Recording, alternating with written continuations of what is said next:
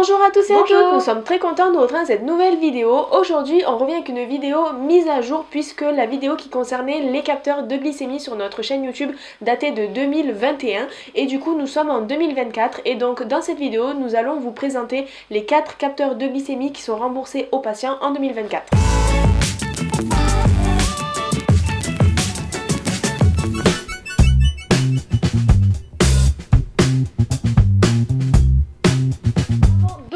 C'est important de le préciser, mais cette vidéo elle est tournée le 28 septembre 2024, c'est notre anniversaire, mais du coup tout ce qu'on dira aujourd'hui ne sera peut-être plus valable demain. Donc en fait s'il y a des capteurs qui sortent au fur et à mesure, on n'en parlera pas forcément aujourd'hui, on parlera uniquement des capteurs aujourd'hui qui sont remboursés en France. Chaque capteur a des critères d'éligibilité, donc ils sont tous un peu différents, donc s'il y a un capteur qui vous intéresse, n'hésitez pas à en parler à votre endocrinologue, il pourra vous dire si vous rentrez dans les critères d'éligibilité pour pouvoir l'avoir ou pas. Et en tout cas toutes les informations qu'on vous donnera ici, parce qu'il y a beaucoup d'informations, elles seront résumées dans le tableau, on met le lien en barre d'infos, vous aurez toutes les infos qui seront résumées, ce sera plus facile à regarder. Avant de commencer, il faut savoir que déjà ils ont tous un point commun, c'est que tous les capteurs de glycémie sont étanches. Voilà, ils ont tous des normes d'étanchéité différentes en fonction de chaque capteur, mais globalement on peut aller à la plage ou à la piscine avec son capteur. Après tout ce qui est adhérence, ça c'est notre histoire, mais en tout cas voilà, on peut les mouiller, on peut prendre la douche avec, etc. Et la deuxième chose, c'est que il n'y a plus besoin de calibration. Avant il y avait des capteurs qu'il fallait calibrer régulièrement, enfin c'était même imposé, obligatoire et tout. Maintenant les capteurs n'ont plus besoin de calibration, sauf si le capteur en question demande une calibration, mais ce n'est pas obligatoire. Et puis nous sommes en 2024 et du coup ça fait qu'il y a maintenant des boucles fermées, et donc dans cette vidéo on va vous faire deux catégories. La première c'est les capteurs qui fonctionnent seulement en boucle fermée, et la deuxième catégorie c'est les capteurs qui ne fonctionnent pas en boucle fermée et donc qui sont accessibles à tous les patients, que l'on soit diabétique de type 1 ou diabétique de type 2 même, avec des injections d'insuline, mais qu'on soit sous stylo ou même sous pompe à insuline. On va commencer par les capteurs qui fonctionnent seulement en boucle fermée, et donc le premier c'est celui que j'utilise moi personnellement puisque je suis sous boucle fermée, c'est le Guardian 4 de Medtronic. Donc ce capteur ressemble à ça, c'est un capteur qui a une durée de 7 jours, donc c'est un des capteurs qui a la durée de fonctionnement la plus courte parmi tous les capteurs qui existent.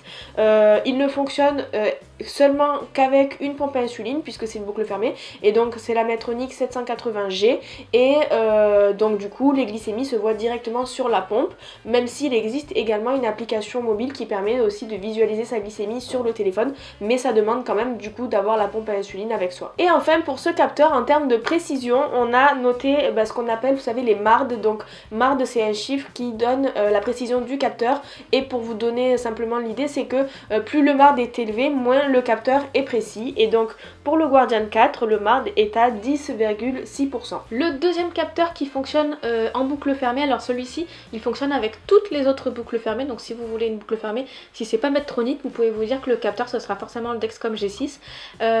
C'est du coup le Dexcom G6. Là on va vous parler du Dexcom G6 parce qu'il est remboursé actuellement en France. La prochaine évolution qui va arriver c'est le Dexcom G7, mais on vous en parlera pas aujourd'hui parce qu'il n'est pas encore remboursé. Concernant le Dexcom G6, donc du coup il a une durée de 10 jours, c'est on va dire le deuxième capteur le plus grand du marché. Voilà, le plus grand c'est le Guardian 4, le deuxième c'est celui-ci, et c'est celui qui est aussi le plus lourd, il fait quand même 11,9 grammes. Voilà, donc c'est vrai que pour des enfants c'est pas hyper pratique. Il fonctionne avec un PDM et avec un téléphone. Son temps d'initialisation est de 2 heures comparé au Dexcom G7 où c'est 30 minutes. Et concernant maintenant la précision, le MARD du Dexcom G6 est de 9%. Nous allons passer maintenant aux capteurs qui ne fonctionnent pas en boucle fermée, donc qui sont accessibles aux patients type 1, type 2, sous stylo, sous pompe, etc. Donc le premier c'est celui que la majorité du public a, c'est le Freestyle Libre 2 qui est ici, que j'ai également sur le bras. Il ressemble à ça, il est léger, il fait seulement 5 grammes et il dure 14 jours, et c'est un capteur qui fonctionne soit sur une petite télécommande, soit sur une application sur le téléphone. Et concernant maintenant sa précision, le MARD du Freestyle Libre 2 est de 9,2%. Et enfin le dernier capteur donc qui ne fonctionnera pas non plus en boucle fermée, c'est le Dexcom One Plus, c'est celui qui vient d'arriver sur le marché, il est remboursé depuis pas longtemps. C'est un des plus petits du marché, il fait 3,9 grammes, 3,2 grammes pardon. Sa durée est aussi de 10 jours, il fonctionne sur un téléphone, il peut y avoir également un PDM, et sa fiabilité du coup est plutôt, c'est une des meilleures du marché, elle est de 8,70% concernant le marbre. Et d'ailleurs on a fait une vidéo il n'y a pas longtemps sur les différents Dexcom que vous pouvez regarder ici, ça s'appelle la famille Dexcom, où on parle de tous les capteurs Dexcom disponibles en France. Voilà pour cette vidéo sur les capteurs que l'on peut avoir en 2024 en France.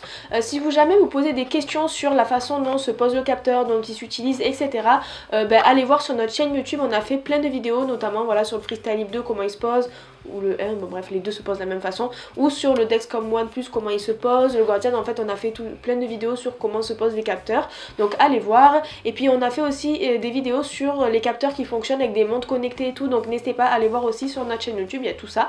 N'hésitez pas à vous abonner aussi à nos réseaux sociaux, Facebook, Twitter, Instagram, etc. pour recevoir la notification en cas de nouvelles vidéos. Merci d'avoir suivi cette vidéo et à bientôt.